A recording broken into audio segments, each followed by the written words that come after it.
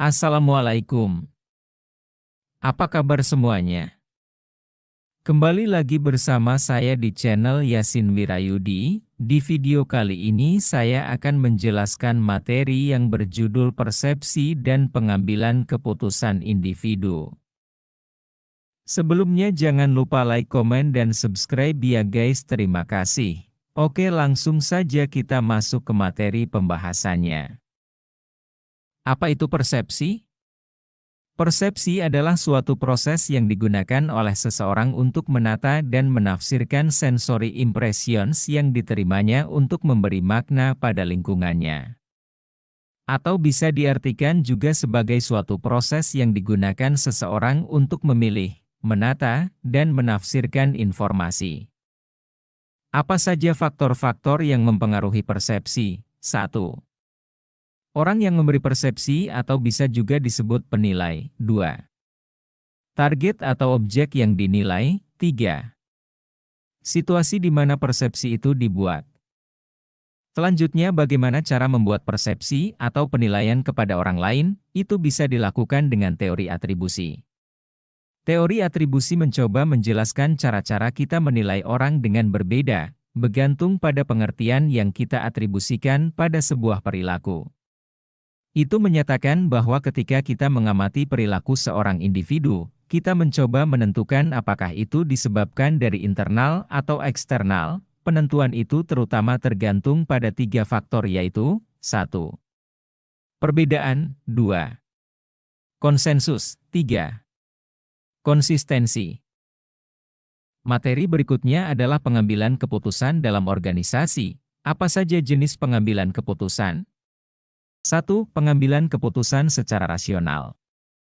Keputusan rasional mengasumsikan bahwa pengambil keputusan memiliki informasi yang komplit, mampu mengidentifikasi semua opsi yang relevan dengan tidak bias, dan memilih opsi dengan utilitas tertinggi. Langkah-langkah dalam model pengambilan keputusan rasional. 1. Definisikan masalah. 2. Identifikasikan kriteria. 3. Alokasikan bobot untuk tiap kriteria. 4. Kembangkan alternatif. 5. Evaluasi alternatif. 6. Pilih alternatif terbaik.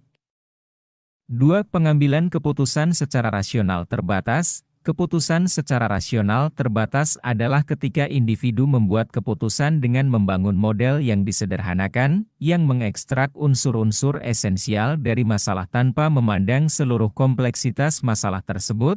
3. Pengambilan keputusan secara intuisi, yaitu sebuah proses tanpa sadar yang diciptakan dari pengalaman yang diperoleh. Berikutnya adalah hubungan antara persepsi dan pengambilan keputusan individu. Pengambilan keputusan individu merupakan bagian penting dari perilaku organisasi. Tetapi cara individu mengambil keputusan dan kualitas pilihannya sangat dipengaruhi oleh persepsi mereka. Yang terakhir adalah etika dalam pengambilan keputusan. Seseorang dapat menggunakan 3 kriteria YG berbeda dalam membuat pilihan yang etis. Kriteria utilitarian, yaitu keputusan dibuat semata-mata berdasarkan hasil atau konsekuensinya. Kriteria hak, yaitu keputusan konsisten dengan hak dan kebebasan fundamental sebagaimana ditetapkan dalam dokumen seperti dokumen HAM. Kriteria keadilan, yaitu keputusan yang dibuat adalah keputusan yang mendorong penegakan aturan secara fair dan objektif, independen sehingga tercipta distribusi manfaat dan biaya secara adil. Mungkin sekian video saya kali ini, semoga bermanfaat, kurang lebihnya mohon maaf, saya tutup. Wassalamualaikum warahmatullahi wabarakatuh.